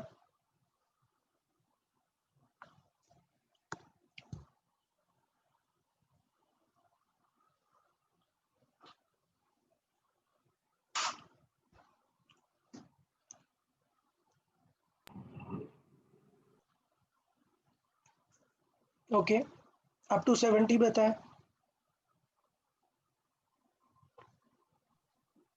सर 171। 171 अप टू 75 बताओ यार, अप टू 75 और कोई डाउट। 173। 173 172 172 72 तो बेटा ऑप्शन देख के डर गए हो, करवाया नो हुआ है ऐसा, कोई बात नहीं पक्का। चले स्टार्ट करते हैं 171 से।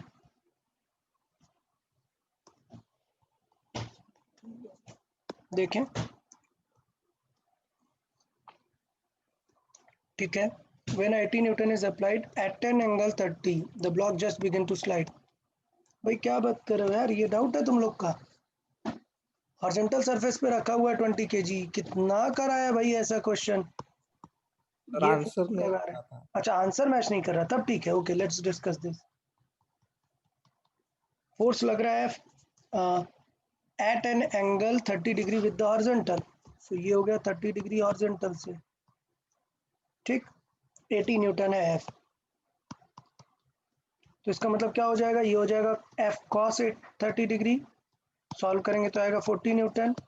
इधर पर क्या लगेगा, सॉरी कॉस 30 √3/2 आएगा, मतलब 40 √3 आएगा। साइन 30 एफ साइन 30 ये कितना आ जाएगा 40 40 न्यूटन। नीचे की तरफ वेट लगेगा 200, तो ऊपर की तरफ बचा क्या हो जाएगा नॉर्मल, कितना 160। 160 अब पूछा जस्ट स्लाइड हो रहा है, जस्ट स्लाइड हो रहा है मतलब ये किसे बैलेंस कर ले जा रहा है, फ्रिक्शन को बैलेंस कर ले जा रहा है। तो इसका मतलब 40 √3 बैलेंस कर लेगा फ्रिक्शन, फ्रिक्शन मतलब म्यू इंटू एन, एन कितना आया है 160, तो म्यू की वैल्यू कितनी आ गई √3/4। समझ आया।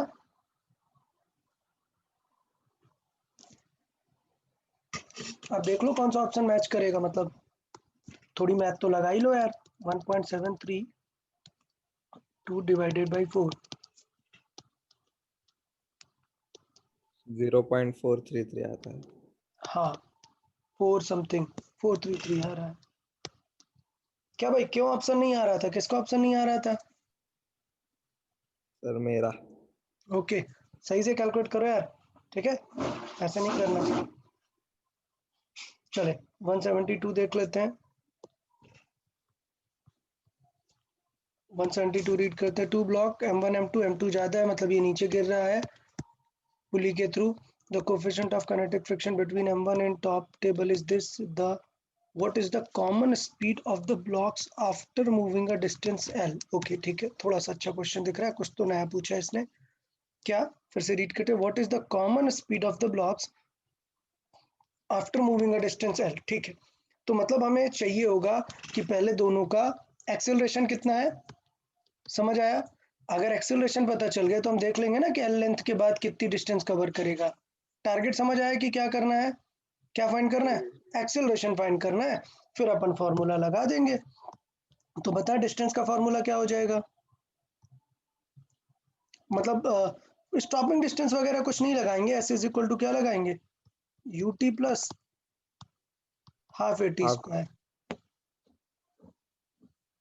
ठीक है, ओ सॉरी, डिस्टेंस नहीं, वी पूछा है, डिस्टेंस और वी पूछा है, मतलब थर्ड इक्वेशन यूज करेंगे, V square is equal to U square plus 2as type वाली। तो यू तो जीरो हो जाएगा और हमें पूछा है कि वी कितना होगा, तो वी हो जाएगा √2a, 2x। एस मतलब है एल, बस इसका मतलब ए फाइंड करना है।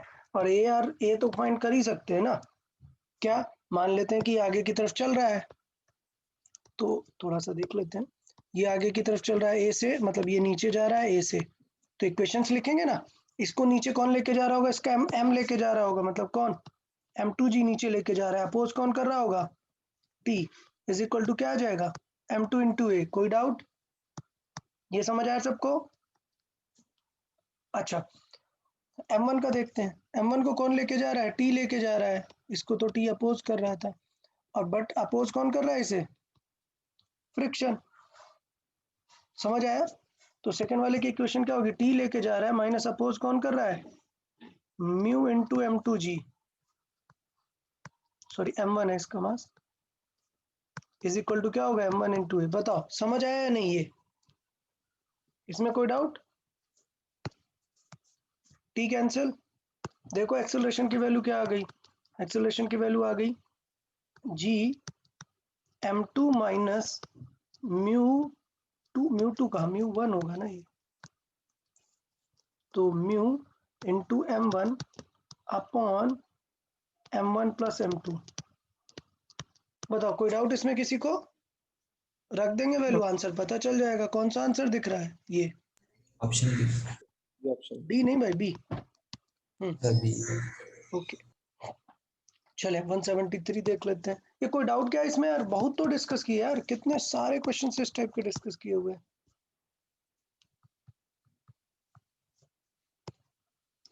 Let's see 173 a body of mass this being dragged with a uniform, देखो बिल्कुल सिमिलर क्वेश्चन था ऐसा कुछ तो, on a rough horizontal surface the coefficient of friction body this then the amount of heat in 5 second. देख लो clear है ना, 5 second में पूछ रहा है, मतलब डिस्टेंस कितनी होगी 5 सेकेंड में, कांस्टेंट स्पीड से चल रहा है ना, v इंटू टी मतलब 2 इंटू 5 कितना 10 मीटर ट्रेवल कर लिया।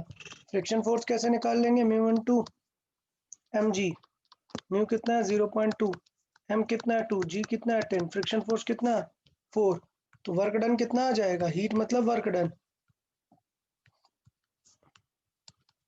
Force into distance, so force यहाँ पे 4 है, डिस्टेंस है 10, कितना आ गया 40। आंसर किस में, जूल में या कैलोरी में, जूल में, कैलोरी में बदलना है तो हीट क्या हो जाएगी, किसका डिवाइड दे देंगे, 4.2 का डिवाइड दे देंगे, तो आंसर किस में आ जाएगा, कैलोरी, मतलब 10 से थोड़ा सा कम आंसर आएगा। समझ आया? सिमिलर क्वेश्चन था।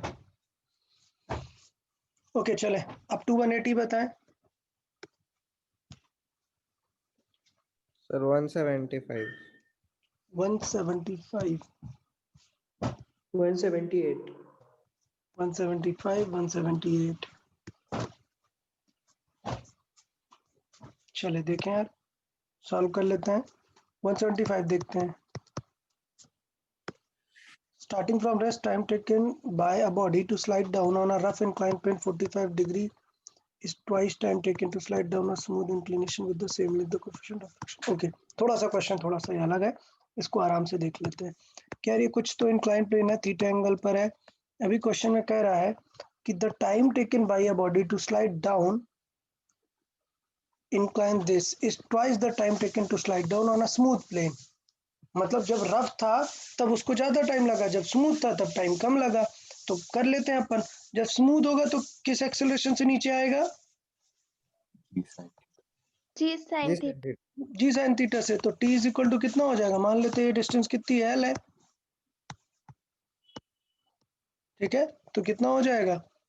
टाइम निकालते हैं ना स्लाइड करके नीचे आने का टाइम, 2h/g। 2h/g से। तो इसका मतलब इस तरीके से पहले हम देखेंगे ना, s इज इक्वल टू क्या होगा? ut तो 0 हो जाएगा, हाफ at स्क्वायर। तो t इज इक्वल टू कितना आ जाएगा? 2s/a रूट, ठीक है। तो इसका मतलब हो जाएगा √2l/a क्या होगा? g साइन थीटा, जब वो स्मूथ है। रफ की बात कर लेते हैं, रफ पे कितना होगा? 2l तो रहेगा ही, फ्रिक्शन की वजह से अपोज होने लगता है ना एक्सेलरेशन का, तो मतलब G g sine sine theta minus minus mu M G cos theta. Mu M G. Mu M क्यों रहेगा? Mu G cos theta, M तो कैंसिल हो जाएगा ना, एक्सेलरेशन बस लिख रहे हैं, म्यू जी कॉस थीटा। अब एज पर द क्वेश्चन क्या दिया है कि ये जो टी आर है, सॉरी टी स्मूथ है, नहीं टी आर जो है वो डबल टाइम लगा रहा है स्मूथ का, समझ आया? ये क्वेश्चन में दिया है, तो अब सॉल्व कर देंगे ना। ये √2l कैंसिल आउट हो जाएगा, दोनों को फ्लिप कर देते हैं और रूट को हटा देते हैं, सब कुछ मैं डायरेक्टली सॉल्व कर रहा हूँ, रूट वगैरह स्क्वायर सब हटा दिया, तो जी साइन थीटा आएगा, ये 2 1/4 बन जाएगा और ये बन जाएगा जी sign theta minus mu G cos theta. कोई डाउट किसी को बताएं? हमने फ्लिप करके दोनों का स्क्वायर कर दिया है, तो √2l कैंसिल आउट हो गया है और ये वाला 2 स्क्वायर बन के 4 बन गया है। अभी सॉल्व करें तो ये 4 जी साइन थीटा आएगा और एक माइनस हो जाएगा, तो कितना आ जाएगा? 3g साइन थीटा टाइप, और वो कितना आ जाएगा? Minus mu G cos theta type, ठीक है। अभी पूछा क्या है? म्यू फ्रिक्शन पूछा है। का म्यू पूछा हुआ है, तो थीटा में देना चाहिए था, फिर थीटा दिया है, थीटा दिया हुआ है 45 डिग्री, समझ आया? बताए किसी को कोई डाउट इसमें? 3 आनी चाहिए ना बदले में। क्या? जी साइन थीटा जी कॉस थीटा कट हो जाएगा। जी साइन थीटा जी कॉस थीटा कट हो जाएगा, हाँ ओके। तो 3 आएगा, म्यू तो 3 नहीं हो सकता, रुको कुछ कैलकुलेशन चेक करते हैं, रुको रुको देखें एक मिनट। स्मूथ था टाइम, एक minute, the time is twice the time taken to slide down on a smooth plane of same inclination and same length, okay। तो वो जो रफ टाइम है, तो रफ टाइम ट्वाइस है। हाँ रफ का टाइम ट्वाइस है स्मूथ के टाइम से, उल्टा कर दिया यार हमने फिर तो, ठीक है, गड़बड़ हो गया। इसका मतलब ये इस तरफ 2 होगा, ये स्मूथ वाला होगा 2 टाइम्स ऑफ रफ, नहीं सॉरी एक मिनट, ये सही लिखा था हमने, जी साइन थीटा वाले अलग लिख दिए हैं, ओके। देखें ये टी जो रफ पे टाइम लग रहा है वो 2 टाइम्स है स्मूथ का, और रफ का टाइम में ये है √2l जी sign theta minus mu G cos theta, ठीक है, ये है हमारा। और यहाँ पर क्या है? √2l जी साइन थीटा, ये है स्मूथ वाला, और ये रफ वाला ट्वाइस है स्मूथ वाले के। तो पहले तो ये √2l कैंसिल आउट हुआ, फिर हमने स्क्वायर किया और क्रॉस मल्टीप्लाई करा दिया, तो क्रॉस मल्टीप्लाई कराएंगे तो जी साइन थीटा आ गया इधर, और 4 के साथ मल्टीप्लाई होगा इसका, किसका? 4 जी sign theta minus 4 mu G cos theta, समझ आया सबको? तो ये म्यू जी कॉस थीटा इस तरफ प्लस में आ गया, 4 म्यू जी कॉस थीटा, और इधर आ गया 3g sine theta, because 45 degree है, so at theta is equal to 45 degree, sine theta cos theta दोनों ही क्या होंगे? सेम होंगे, 1/√2, तो बेसिकली मैं कट कर सकता हूँ, जी कॉस थीटा जी साइन थीटा कट, म्यू की वैल्यू क्या आ गई? 3/4, समझ आया सबको? Yes sir. गुड। तो अच्छा क्वेश्चन था, बट मतलब इतना भी खास नहीं था। दोनों ही चीज़ आपको बताई है मैंने, ये टाइम निकालना, दोनों ही टाइप का क्वेश्चन भी मैंने करा के बता दिया था कि अगर टाइम भी पूछ लिया है तो हम लेंथ के वाइज निकाल सकते हैं। चले 178 देख लेते हैं। Horizontal rope L mass M lies horizontally, partially age mu coefficient friction stable, neglecting the friction, then the maximum friction of the length of the rope that overhang from the edge table without sliding down. Okay तो ये थोड़ा सा अलग question है, देखें अच्छा question लग रहा है, थोड़ा सा अलग है। ये कुछ ऐसा कह रहा है कि एक रोप है जो ऐसे ओवरहैंग हो रही है। समझ आया सबको? अब देखो प्रॉब्लम क्या है। प्रॉब्लम ये है कि इस रोप का mg इसे क्या करने का ट्राई करेगा, नीचे गिराने का, और इस रोप का फ्रिक्शन इसे क्या ट्राई करेगा, बचाने का। समझ आया क्या कॉन्सेप्ट? भाई क्वेश्चन समझ आया सबको? भाई इस मास का इसका नॉर्मल लगेगा, वो देगा हमें फ्रिक्शन, और इस मास का mg क्या करेगा, उसे गिराने का ट्राई कर रहा होगा, क्योंकि ये तो टेबल पे रखा है इसका mg, तो इसकी तो हमें कोई दिक्कत होगी नहीं। तो ये थोड़ा सा अच्छा क्वेश्चन बन गया यार। चले अभी देखे, कॉमन सेंस है, कोई बड़ी बात है ही नहीं। क्या क्वेश्चन में क्या पूछा है? Maximum fraction of the length of the rope that overhangs.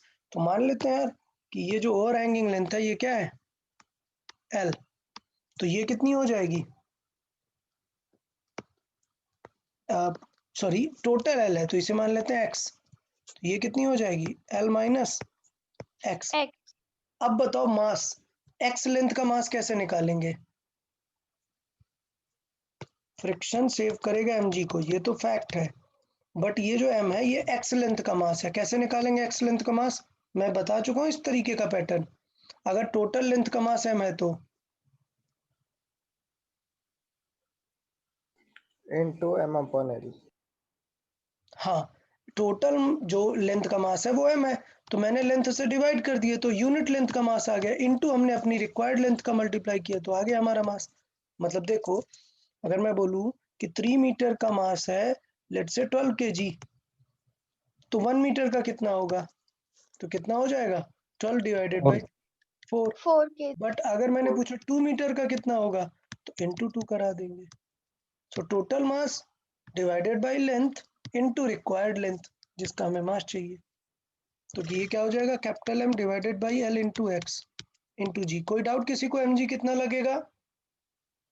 अच्छा, अब फ्रिक्शन में तो नॉर्मल लगेगा, नॉर्मल कितना हो जाएगा, m डैश जी जितना, और ये m डैश इस बार किसके जितना होगा, L माइनस एक्स जितना होगा।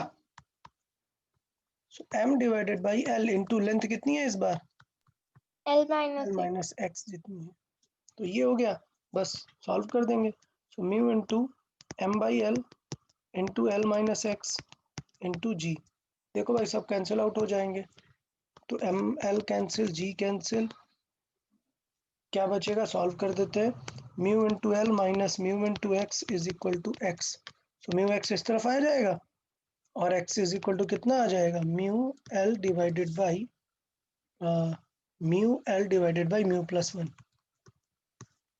ये x होगा। पूछा है व्हाट फ्रैक्शन, फ्रैक्शन मतलब लेंथ का पार्ट, तो लेंथ का कौन सा fraction, mu by mu plus 1 fraction है। समझ आया? बताओ भाई सबको ओके? यस तो ये क्वेश्चन मतलब ऐसा कुछ टफ नहीं कह सकते, बट हाँ थोड़ा न्यू था, थोड़ा आइडिया बहुत जरूरी था, ये फिगर समझना कि एग्जैक्टली हो क्या रहा है। अभी बताओ समझ आया सबको? yes sir गुड, ओके चले नेक्स्ट। बताए अप टू 185 बताए, 180 180 और बताएं up to 185 any other?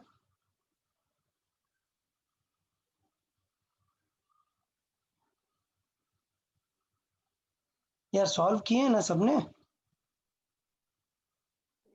Sir 182 तक लास्ट किए की हैं। नहीं किए सर। लास्ट के नहीं किए हैं ऐसा मत कर यार। 182 हो गया, सिंपल ही तो है यार। नहीं, वहां तक हो गया। अच्छा वहां तक हो गया है, ठीक है कोई बात नहीं। चलो 184 मैं बता देता हूँ, 2 क्वेश्चन कर लेते हैं अभी। हाँ देखें, फिर टोटल है कितने अभी, 200 तक है नहीं? ओके 187 ही है ना? Okay no problem. चले देखें, 180 डिस्कस कर लेते हैं। मुझे समझ नहीं आया कि जिसने 182 तक किया है तो उसने 5 और क्वेश्चंस क्यों नहीं कर लिए? क्या आज मॉर्निंग ही स्टार्ट किया था क्या? और लास्ट के 15 क्वेश्चन सुबह किए सर। ओके ओके ठीक है, तो फिर टाइम नहीं मिला, समझे। ओके कोई बात नहीं, चलो रीड करते हैं। a body sliding a rough inclined plane angle this coefficient friction varies this। देखो यार ये म्यू वेरी कर रहा है, चलो ठीक है। where k is a constant and x is the distance moved by the body down the plane, the net force on the body will become 0 at x naught given by। the net force on the body will be 0 at a distance x naught given by। ठीक है x naught find करना है। देखो यार question explain कर देते हैं, अच्छा क्वेश्चन है, काफी अच्छा क्वेश्चन दिख रहा है। देखें क्वेश्चन कुछ ऐसा कर रहा है कि अभी ये जब स्लाइड करेगा, अभी ये स्लाइड करेगा तो जो इस पे mg sin थीटा लग रहा है, लग रहा होगा भाई, तो यहाँ पे फ्रिक्शन भी लगेगा। अब क्वेश्चन में कह रहा है कि यार वो जो फ्रिक्शन है ना वो बढ़ता जा रहा है, मतलब जैसे जैसे नीचे आता जाएगा फ्रिक्शन बढ़ता जाएगा, तो भाई कोई तो टाइम होगा जब ये बैलेंस कर देगा किसे, mg sin थीटा को। तो क्वेश्चन में क्या कहा है कि कितनी देर बाद बैलेंस कर देगा, एक्स नॉट डिस्टेंस बाद बैलेंस कर देगा। तो ये एक्स नॉट क्या हो जाएगा, समझ आया सबको? तो मैं बोल देता हूं एट एक्स नॉट डिस्टेंस क्या हो जाएगा, नेट फोर्स 0। तो भाई हमें पता है ना नेट फोर्स 0 मतलब क्या होगा mg sin थीटा किसे बैलेंस कर लेगा, फ्रिक्शन mg sin थीटा को बैलेंस कर लेगा। फ्रिक्शन कितना हो जाएगा, mu into mg cos theta, समझ आया? और म्यू को वो क्या बोल रहा है कि म्यू किसके जैसा हो गया, चेंज हो रहा है, म्यू चेंज हो रहा है किसके जैसा, के इंटू एक्स के जैसा। और हमें क्या चाहिए, एक्स नॉट हमने रख दिया एक्स की वैल्यू। क्लियर है यार, किसी को कोई डाउट इसमें? बस तो थोड़ा सा मतलब क्वेश्चन रीडिंग का ही फर्क था, बाकी तो कोई टेंशन ही नहीं है। mg mg कैंसिल आउट हो गया है। एक्स नॉट आप देख सकते हैं यहाँ से, एक्स नॉट क्या दिखेगा, एक्स नॉट दिखेगा tan थीटा डिवाइड बाई के। क्लियर भाई, इसमें कुछ डाउट? ओके ठीक है 184 कर देते हैं। 184 अच्छा क्वेश्चन है, किसी ने ट्राई किया 184? नहीं सर। ओके चलो तो मैं बना देता हूँ यार यहाँ पे थोड़ा सा फिगर। देखिए a block mass this place surface given by this. तो मतलब ये है कि एक ऐसा वर्टिकल सरफेस है जो किस तरीके से बढ़ रहा है, इस तरीके से, मतलब x में अगर 1 जाओगे तो y काफी चेंज हो रहा है। तो मैंने बताया था ना ऐसे फंक्शंस, अगर y प्रोपोर्शनल टू x तो क्या आएगा, line, y proportional to X square तो parabola, y proportional to X cube, मतलब कुछ तो आएगा बट हमें इसका नेम नहीं पता। समझ आया? तो इंक्लाइन प्लेन देख रहे हो इस बार किस तरह का है, क्वेश्चन समझ आया सबको कि इंक्लाइन प्लेन कैसा है, y proportional to X cube by 6। इसमें कोई डाउट किसी को? अच्छा, if the coefficient of friction is 0.5, मतलब म्यू क्या है 0.5, तो क्वेश्चन पूछ रहा है then the maximum height above the ground at which the block can be placed without slipping. मतलब सोचो अगर आपने ब्लॉक यहाँ पर रखा तो बताओ यहाँ पर ज्यादा स्टीप है क्या, ये सरफेस स्टीप है क्या, नहीं, तो नहीं No. गिरेगा। लेकिन सोचो हमने यहाँ पर रख दिया तो थोड़ा सा स्टीप बढ़ गया, सोचो यहाँ पर रख दिया तो बहुत स्टीप हो जाएगा ना और वो गिर जाएगा। तो क्वेश्चन हमसे यही पूछा है कि कहाँ पर रखें कि वो स्टार्ट कर देगा स्लाइड करना। तो कुछ याद आ रहा है स्लाइड करना है इंक्लाइन प्लेन पे, हमें डायरेक्टली पता है कब स्टार्ट करेगा स्लाइड करना, बताओ Tan कुछ। theta greater than UMG cos theta. Yes yes yes, very good. जब क्या होगा, mg sin थीटा डोमिनेट कर जाएगा किससे? म्यू mg cos थीटा से। समझ आया भाई, कोई डाउट इसमें? तो इसका मतलब ये होगा कि mg कैंसिल आउट होगा, क्या होना चाहिए? When tan theta is greater than और इक्वल टू म्यू हो जाएगा, तब काम बन जाएगा। तो अगर मैं जस्ट स्लाइड की बात करूं तो क्या होना चाहिए? tan थीटा किसके बराबर होना चाहिए? म्यू के। कुछ समझ में आ रहा है कि अगर मुझे ऐसी इक्वेशन दी है तो मैं tan थीटा कैसे निकाल सकता हूं? कोई बताए, अगर इक्वेशन इस टाइप की दी है तो tan थीटा कैसे निकाल सकते हैं?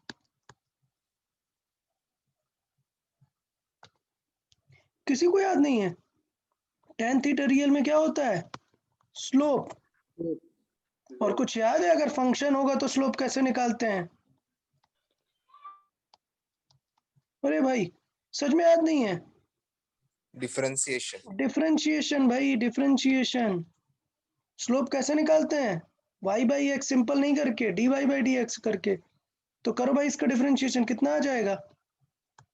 3x स्क्वायर बाई 6 तो रहेगा ही रहेगा, तो कितना आ जाएगा? X square by 3। 2 कट होगा ना? समझ आया? तो यहां से x पता चल जाएगा ना। देखो स्लोप कितना आ रहा है? X square by 2। म्यू कितना है? म्यू कितना है? 1/2। तो x की वैल्यू कितनी आ गई? 1 मीटर आ गई। मतलब कहां पर गिर जाएगा ये? x में 1 मीटर के बाद ये गिर जाएगा। समझ आया सबको? बट हमसे क्वेश्चन में हॉरिजॉन्टल डिस्टेंस पूछा है क्या? At x is equal to 1 metre height कितनी होगी ये पूछा है हमसे। तो क्या इक्वेशन है इन दोनों के लिए? y is equal to X cube by 6। तो y कितना आ जाएगा? 1/6। तो इसे कहते हैं एकदम नया क्वेश्चन। बताओ, इसमें कुछ मतलब कुछ टफ वाली बात थी क्या? सिर्फ क्या चीज इंपॉर्टेंट थी बताओ, क्या काम की चीज थी इसमें? स्लोप। स्लोप। आपको अच्छा बताओ, क्या मैंने पहले कभी नहीं बताया क्या कि ग्राफ्स में बताया ना कि स्लोप कैसे निकाल सकते हैं अगर फंक्शन पता है? डिफरेंशिएट करके dy बाई डी एक्स होता है स्लोप। मैंने कई बार ये चीज बताई है आपको, बट देखो सही टाइम पे याद नहीं आती है। वो याद रहना चाहिए कि फंक्शन दिया है तो स्लोप कैसे निकालेंगे। बाकी ये तो यार पता था ना कि tan थीटा म्यू जितना होगा तो जस्ट वो रुका रहेगा, अदरवाइज जस्ट गिरने वाला होगा। चलो ठीक है, मतलब काफी अच्छा है। फ्रिक्शन का डिस्कशन तो हो गया, आप सब लोग एकदम इसको सॉल्व कर लें। अभी कोई टेंशन नहीं है, जो भी डाउट्स हो वो बताएं आप, ठीक है? हम डिस्कस करेंगे। अदरवाइज नेक्स्ट लेक्चर से क्या स्टार्ट करेंगे हम? Work. Power energy. Work power energy. ठीक है, नेक्स्ट हमारा चैप्टर रहेगा जो चैप्टर नंबर फ्रिक्शन कंप्लीट हो गया है, चैप्टर 6 रहेगा वर्क पावर एनर्जी। अच्छा, चैप्टर नंबर चेंज हो सकते हैं क्योंकि हम अपने अकॉर्डिंग फ्लो पे पढ़ाते हैं। कुछ बुक्स में रैंडम सा कुछ भी चैप्टर बीच में आ जाता है, तो मे बी आपको वर्क पावर एनर्जी चैप्टर 5 में मिल सकता है काफी सारी बुक्स में। डीसी में आई गेस चैप्टर 6 ही है ना, वर्क पावर एनर्जी? हाँ सर। हाँ ठीक है, कोई बात नहीं। चलो ठीक है, तो फ्रिक्शन और भी प्रैक्टिस कर लें आप लोग, और डिफरेंट डीसी पांडे पूरा कंप्लीट कर लें। जो भी डाउट्स रहे हमें बताएं। और ये जो टेस्ट होने वाला है, अभी टेस्ट कब है? कल। कल तो रिवीजन वाला है ना? Yes sir. हाँ, so regular test I guess इस वीक नहीं हो रहा है फिर। No, sir. अच्छा, वो दशहरा की वजह से, ठीक है कोई बात नहीं। रेगुलर टेस्ट का टॉपिक फ्रिक्शन ही रहेगा, टेंशन नहीं लेना। क्या रहेगा? फ्रिक्शन। अच्छा, फ्रिक्शन के हाँ, फ्रिक्शन के साथ नॉर्मल लॉज ऑफ मोशन भी डाल देंगे, एक 25% नॉर्मल लॉज ऑफ मोशन, जिससे आप लोग मतलब एकदम बिल्कुल फ्रिक्शन फ्रिक्शन पे ही मत चले जाओ। थोड़ा लॉज ऑफ मोशन नॉर्मल वाला भी डाल देंगे, क्योंकि लास्ट उसमें वो वाले क्वेश्चंस नहीं कवर हुए ना, स्पीड वाले शायद आई गेस। ग्राफ वाले। ग्राफ वाले। अच्छा अच्छा, ग्राफ के क्वेश्चंस नहीं कवर हुए, ठीक है ठीक है। चले कोई नहीं, तो वो भी हम डिस्कस कर लेंगे नेक्स्ट उसमें। सर आपने वो टेस्ट का वो लेक्चर नहीं पोस्ट किया सॉल्यूशंस का। अच्छा, टेस्ट के सॉल्यूशंस का, हाँ हाँ ठीक है, वो मैं करता हूँ प्रीवियस उसके। हाँ sir. Okay Yes. Okay then, bye bye everyone. Bye. Bye sir. Bye Thank bye. you, sir.